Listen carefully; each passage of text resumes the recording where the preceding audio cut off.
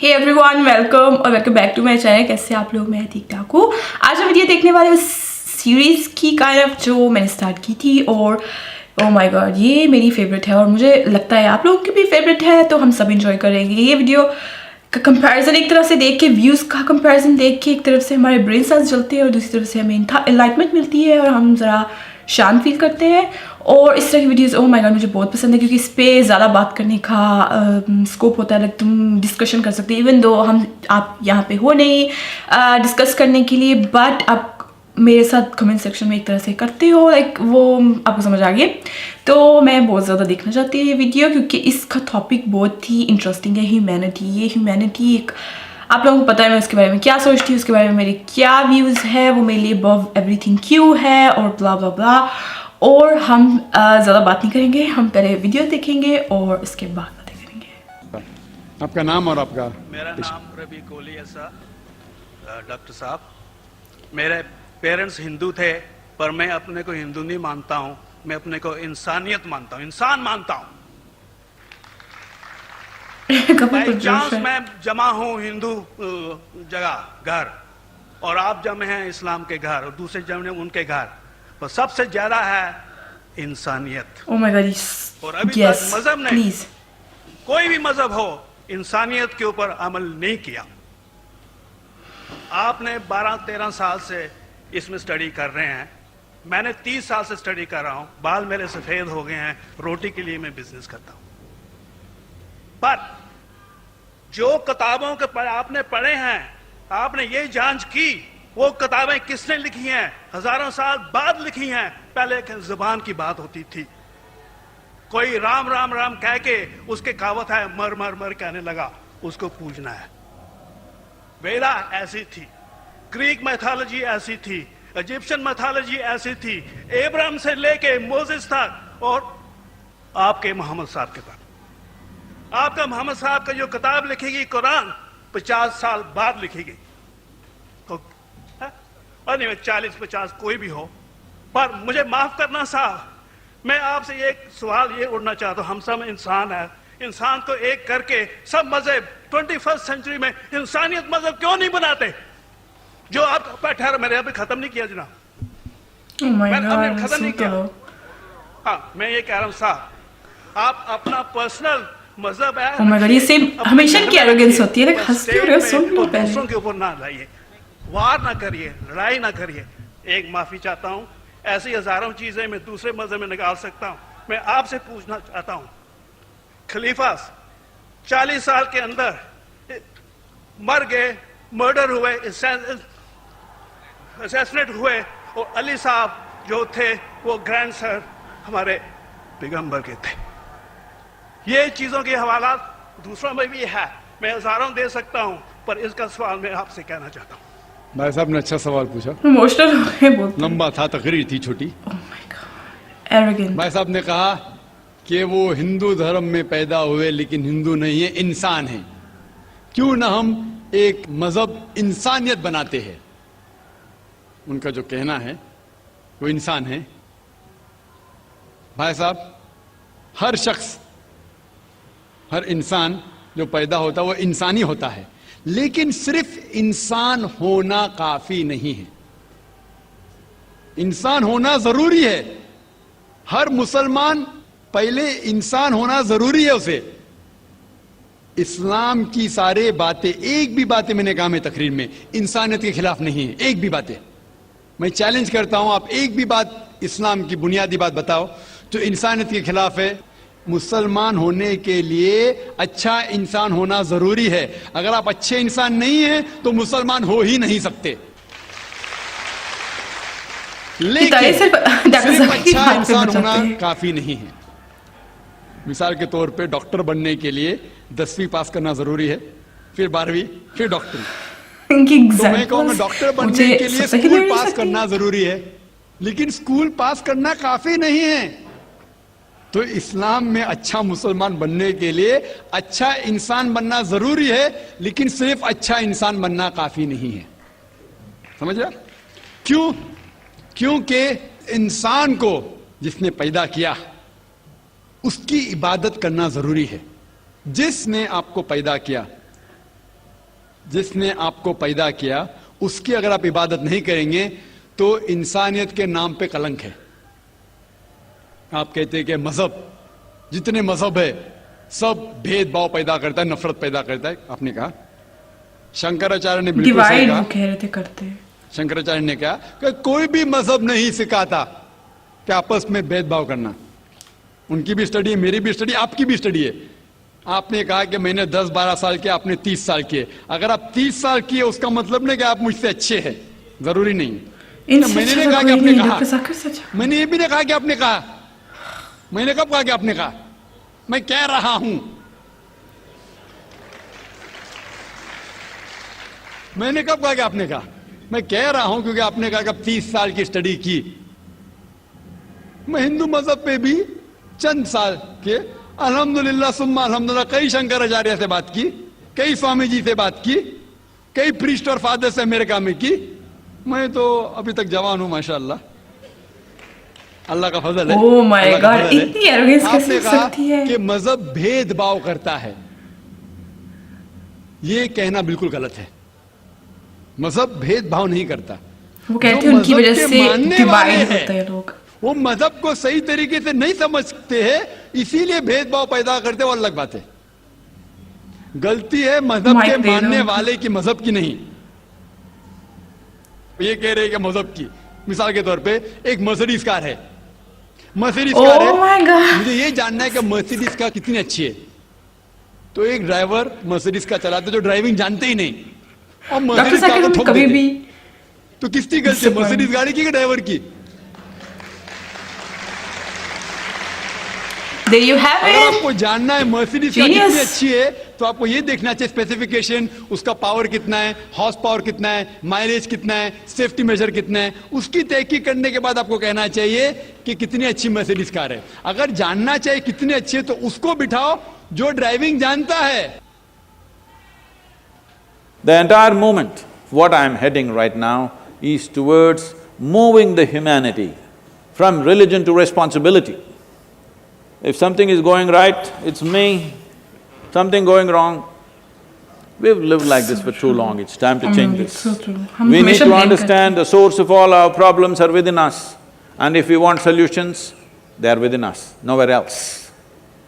So moving the world from religion to responsibility, only then human potential will be fully explored. Otherwise, everybody has an excuse for all the rubbish they do, and usually they have divine sanction for every stupid thing that they do. See, this is the nature of human intelligence. If you do something stupid today, tonight your intelligence will bother you, why did I do this? But if it is God endorsed or scripture endorsed, you can do idiotic things with great confidence. You don't have to turn back and look. This needs to go. We need to move humanity into a more responsible function. If this doesn't happen, we keep looking up and doing all kinds of terrible things to each other and to ourselves. This is happening all the time. A time has come where human intellect is firing like never before. More human beings on the planet can think for themselves than ever before in the history of humanity. This is the time when heavens are crumbling in people's minds. How many of you think you will go to heaven? After your time is done, of course. You will go to heaven? Okay, all those who made a hell out of themselves want to go to heaven. This happened This happened in Alabama. A Sunday school teacher was going on full fire, but unfortunately the audience were not like you, they were tiny tots, catch them young policy. Full fire he was going on in his rhetoric and he stopped and asked, "What do you have to do to go to heaven?" So little Mary stood up and said, "If I scrub this church floor every Sunday morning, I will go to heaven, absolutely."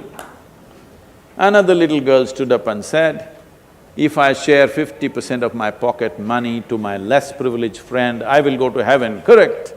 Another little boy stood up and said, "If I help people who are in need, I will go to heaven, correct?" Little Tommy in the back bench stood up and said, "You gotta die first." You got to die first, that's a qualification. And when you die, if you have not done anything eco-friendly, one good thing you will do, we will either bury your body or burn your body or cut it and put it to the birds, depending on what culture you come from. Something we will do, one thing is we'll put the earth back to earth. It's a good thing that everybody will do at the end. Nobody goes with their body. So you left your body here and went to heaven. What is in heaven, you must know. You know what's in heaven? Oh, you must know, you're going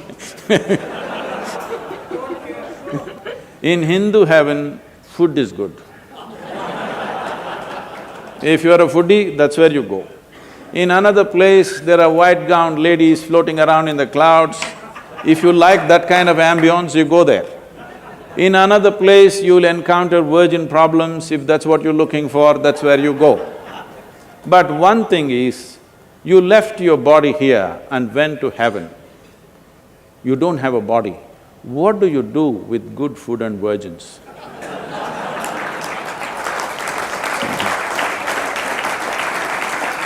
It is time we move this humanity from religion to responsibility. I want all of you with it. Thank you very much. Hey guys, ये थी video. कैसी लगी आपको? मुझे बहुत पसंद आई, दोनों parts में मुझे पसंद आया। वो जो दूसरा पार्ट था सदगुरु जी का, वो मेरा फेवरेट है, उनके जो ह्यूमैनिटी पे एक्सप्लेन करते हैं, क्योंकि वो बहुत ही सिंपल, क्लियर और मैं इससे बहुत ज़्यादा रीज़न अग्री करती हूँ। और जो फर्स्ट पार्ट था जाकिर नाइक का, वो ऑनेस्टली वो कभी भी फेल नहीं होते एंटरटेन करने में, शॉक करने में, सरप्राइज करने में।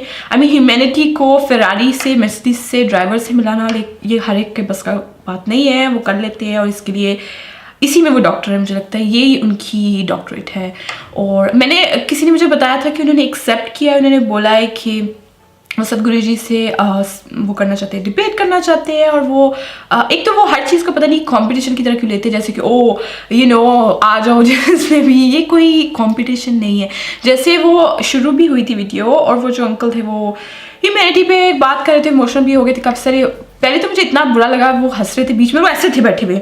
अगर आप दोबारा वीडियो देखोगे तो वो ऐसे देख रहे थे, जैसे ऐसे बैठे हुए थे, पता नहीं क्यों। Like come on, her cheese competition है, उनकी बात सुन लो, उनकी अपनी ओपिनियन है। ये नहीं है कि तुमने हंसना है बीच में उन पे। और बीच में वो फ़ौरन उठ के आ गए, उनके अंदर एरोगेंस बहुत ज़्यादा, वो दिखाना चाहते कि वो सबसे बेस्ट है, उनको सब पता है। और बीच बीच में वो कैसे एरोगेंटली बोल रहे थे कि उनको लाइक हिंदू रिलीजन का भी पता है, ये भी पता है, वो भी पता है, ऑलरेडी पता है। उन्होंने 30 साल में इतना कुछ किया और उनको अभी इतना उससे भी ज़्यादा पता है, और वो इतने यंग है। और ओ माय गॉड, इतना एरोगेंट कैसे हो सकता है, मुझे समझ नहीं आता।